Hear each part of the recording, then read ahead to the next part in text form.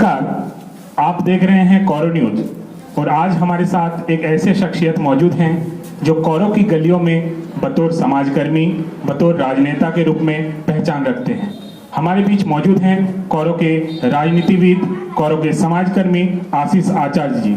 बहुत बहुत स्वागत है आपका हमारे चैनल पर।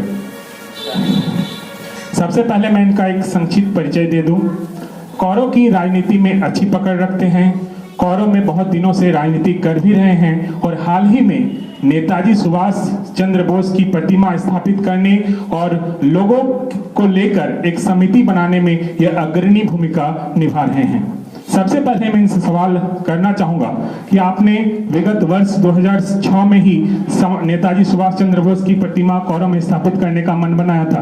क्या आपने सोचा था इसको लेकर आपके मन में क्या कल्पना थी? नेताजी सुभाष चंद्र बोस की प्रतिमा आप कौरो में स्थापित करना चाहते थे? हम लोग 2006 को नेताजी सुभाष चंद्र बोस की प्रतिमा पर माल्यार्पण किए थे, एक फोटो पर। उस टाइम सभी लोगों ने इकट्ठा होकर कहा जो नहीं 2007 को जब हम लोग माल्यार्पण करेंगे तो उसका प्रतिमा लगना चाहिए। और कौरो के सभी की सहयोग से तत्कालीन हमारे अध्यक्ष आज हमारे बीच नहीं है, आलोक गोस्वामी जी थे, और सभी गांव वाले मिलकर हम लोग ने नेताजी सुभाष चंद्र बोस का स्टैचू बैठाए और 2007 को उसका माल्यार्पण किए थे। आपको इस कार्य में गांव वालों का कितना साथ मिला? कितने युवा वर्ग के लोग आपके साथ आए? मैं तो कल्पना भी नहीं किया था जो इतने सुंदर ढंग से हमारे यहाँ के नौजवान लोग साथ देगा।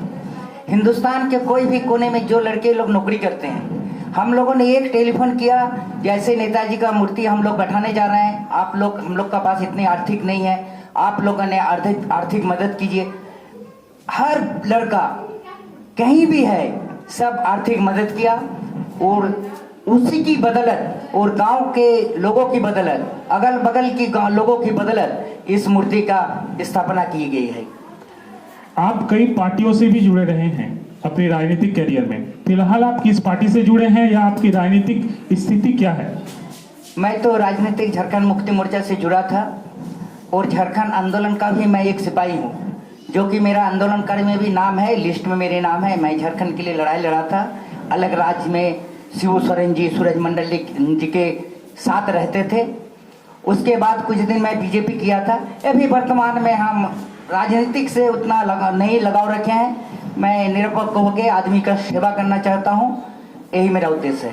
पंचायत स्तर पर आपने चुनाव पहले भी लड़ा है और ऐसी खबरें हैं कि आने वाले पंचायत चुनाव में भी आप पंचायत समिति के तौर पर अपना भाग्य आजमाने जा रहे हैं, तो इसको लेकर आपकी क्या स्थिति है? किस स्थान पर अपने आप को देख रहे हैं? हाँ, पंचायत समिति की चुनाव लड़ने का इच्छा प्रकट किया हूँ, क्योंकि गांव वाले ने मुझे सब कहा कि आशीष तुम पंचायत समिति की चुनाव लड़ो। तो मैं कौरो की जनता, सीरिया की जनता और पेड़ाजल की जनता की बदौलत ये पंचायत समिति की चुनाव लड़ने जा रहा हूँ। ऐसे नेता और ऐसे राजनीतिविद जो दल बदलते हैं या दल बदलने का जो एक सिस्टम चलता है, वैसे नेताओं को लोग हल्के में लेते हैं, इस पर आपका क्या कहना है? मैं इसमें कहूंगा कि आप जिसके साथ हैं ईमानदारी से हैं, ईमानदारी से लड़िए। इससे क्या होता है, आपको सम्मान मिलेगा। आज मैं एक छोटी सी गांव में रहता हूं, लेकिन झारखंड में मैं अहंकार के साथ कहता हूं, चाहे वो बीजेपी की एमएलए लोग हो, चाहे झारखंड मुक्ति मोर्चा के मंत्री लोग हो। मैं रांची जाता हूं, ऐसा कोई नहीं है जो 10 मंत्री मुझे नाम से नहीं जानता है, इसलिए कि मैं झारखंड आंदोलनकारी शिबू सोरेन और सूरज मंडल जी के साथ हरदम रहते थे। हर राजनीतिविद की अपनी एक महत्वाकांक्षा रहती है। आपने नेताजी सुभाष समिति का गठन किया, क्या आप उस समिति के भरोसे में चुनाव लड़ने जा रहे हैं? जी नहीं, नेताजी सुभाष समिति गैर राजनीतिक संस्था है। ये हम लोग समाज का काम करने जाते हैं। ये समिति कहीं भी कोई राजनीतिक पार्टी या कोई भी प्रत्याशी को समर्थन नहीं करेगी। हो सकता है समिति के कुछ लड़का हमको समर्थन करे, वो अलग चीज है, दूसरे को भी कर सकता है। मैं तो एक बार पहले भी बोला कि कौरो की जनता, सीरिया की जनता, पेड़ाजल की जनता की बदौलत मैं चुनाव लड़ने जा रहा हूं। मैं नेताजी सुभाष समिति की बदौलत चुनाव नहीं लड़ने जा रहा हूं। आप पंचायत समिति चुनाव जीत जाते हैं, पहला 3 काम क्या होगा जिस काम करना चाहेंगे जीतने के बाद? सबसे पहले कि पंचायत समिति का जो क्या काम है, मैं किसी को छोटा नहीं करना चाहता। लोग जानता ही नहीं जो पंचायत समिति क्या है। पंचायत समिति मुखिया के हर काम का निगरानी समिति है। मुखिया जो काम करेगा उसका हर निगरानी पंचायत समिति करेगा।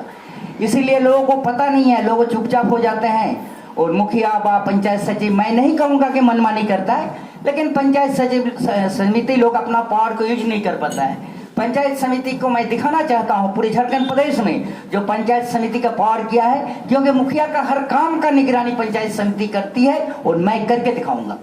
पंचायत समिति में और भी प्रतिभागी होंगे और भी राजनीतिविद खड़े होंगे, लेकिन लोग आशीष आचार्य को ही क्यों वोट दें? कोई कारण बताइए।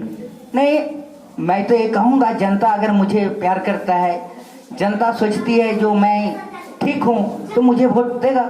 अगर जनता सोचता है और कोई अच्छा है तो लोग तो दूसरी तरफ जाते हैं, लेकिन मैं हरदम जनता की सेवक बन के रहना चाहता हूँ।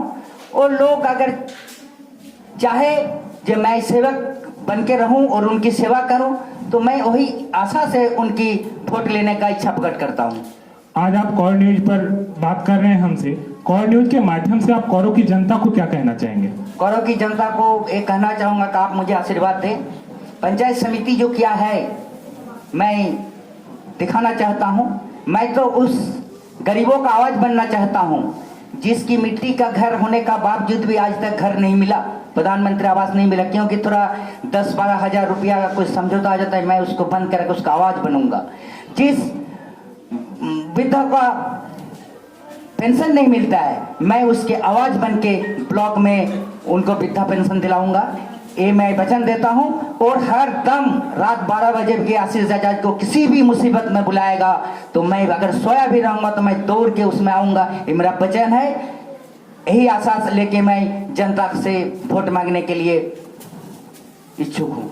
चलिए आशीष आचार्य जी, आपने वक्त निकाला और हमसे बातें की, इसके लिए आपको बहुत बहुत धन्यवाद।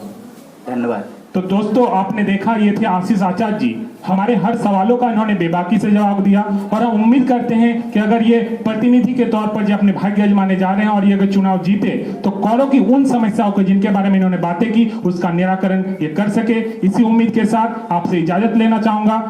धन्यवाद।